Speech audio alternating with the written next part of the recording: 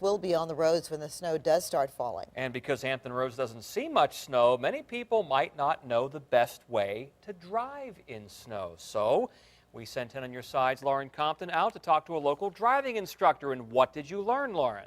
Well, first off, I learned a lot of things. But first off, there are a lot of things that you should do to your car before the snow even starts to fall. The driving instructor told us to pop your hood, take a good look at what's underneath, make sure the engine is running properly, fluids are topped off, because the last thing you want is for your car to break down during the snowy conditions. And we also learned a lot of things you can do behind the wheel to travel safely tomorrow.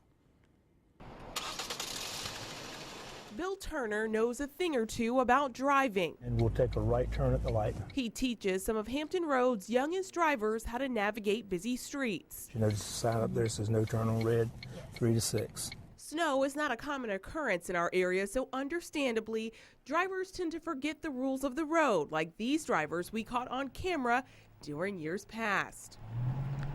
Well, the biggest thing is to stay off the road.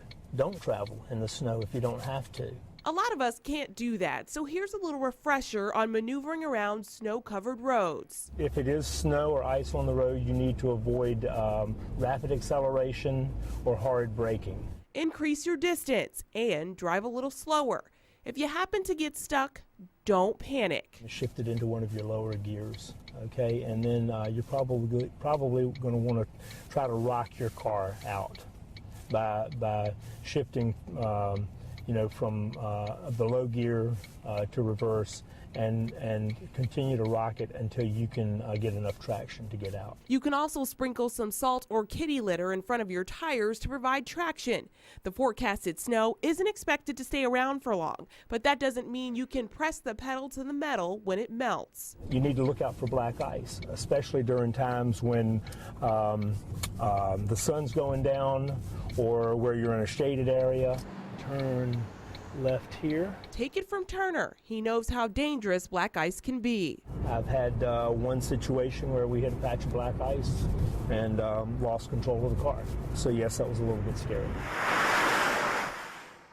Definitely don't want that to happen to any of you tomorrow, so we learned a lot of other tips for you. Usually what happens to a lot of drivers when it's snowy or icy, they start to skid. Turner said to us, if you do start to skid, you'll want to brake lightly to avoid skidding any further. And if your wheels start to lock up, which can happen during the icy conditions, you'll also want to ease up on your brakes.